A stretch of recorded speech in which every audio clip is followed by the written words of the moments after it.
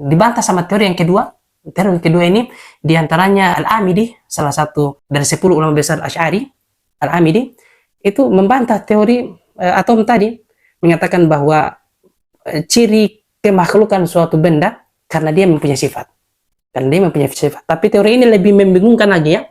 Karena sekalipun teori yang pertama tadi membingungkan juga, teori yang kedua ini lebih membingungkan lagi. Karena ya di sini dikatakan waqalu innal qabil li syai' la yakhlu anhu wa an dhiddihi. Teori tentang a'rad ini, tentang penolakan sifat ini, itu mereka juga kemudian katakan bahwa benda kalau menerima sesuatu, maka dia juga akan menerima kebalikannya. Maka dia juga akan menerima kebalikannya. Misalnya, dia ya bisa menerima panas, maka dia juga menerima dingin misalnya. Ini panas dan dingin ya, panas dan dingin misalnya. Tapi yang bertolak belakang seperti ini, dua hal yang bertentangan, panas dingin, terang gelap, terpisah bersatu dan macam-macamnya, ini semua hal-hal yang tidak dijangkau akal, dan partikel di dunia ini sungguh banyak. Di kita saja ini ada berapa jenis partikelnya, belum diteliti satu-satu, dari ke benda lain, ke batu, ke daun, ke air misalnya. Ini teori yang tidak masuk akal juga. Bagaimana mungkin bisa merampungkan satu kalimat seperti itu, bahwa segala sesuatu yang bisa menerima sesuatu, dia juga bisa menerima lawannya. Seakan-akan dia sudah teliti semua partikel. Nah ini dibantah oleh para ukala, para pemikir membantah.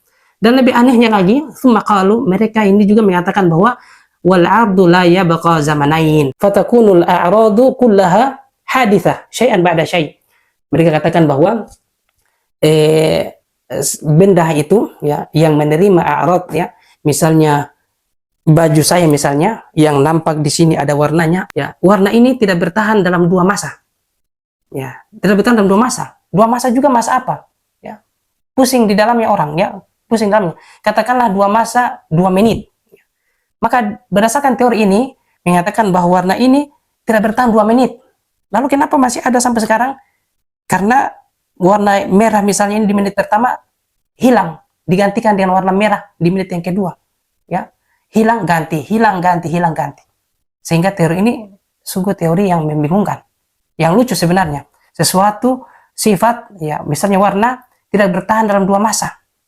Ya, sehingga ini karena mereka ingin lari dari definisi a'radnya para Mu'tazilah.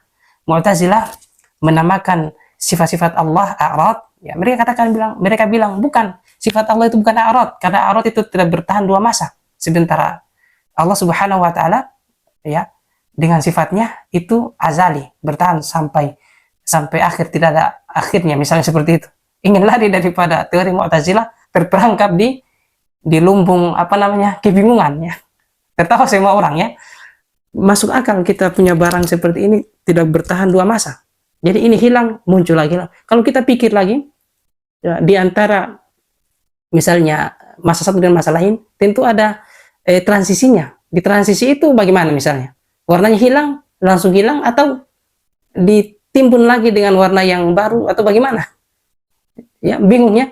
Kalau yang dirahmati Allah Subhanahu wa taala, di sini masih ada beberapa pertentangan juga yang nanti akan kita kedepankan, masih dari perincian daripada kaidah mereka, dan seterusnya ini nanti akan kita lanjutkan. Ya, di sini tentu masih banyak menampilkan kepada kita bagaimana pertentangan tafsil, ya, perincian teori mereka yang kelihatannya saling bertentangan di dalamnya. Masih satu teori, masih satu muqaddimah, yaitu innal jisma la yakhlu minal hawadis wa man lam yakhlu minal hawadis fa huwal hadis. Segala macam jisim tidak terlepas dari hal-hal yang baru, dan apa-apa yang tidak terlepas dari hal yang baru maka dia makhluk. Ya, di dalamnya perinciannya banyak bertentangan pada persoalan tafsir yang nanti insya Allah akan kita lanjutkan. Sampai di sini dulu. Subhanakallahumma wa bihamdika asyhadu an la ilaha illa anta astaghfiruka wa atubu ilaik. Assalamualaikum warahmatullahi wabarakatuh.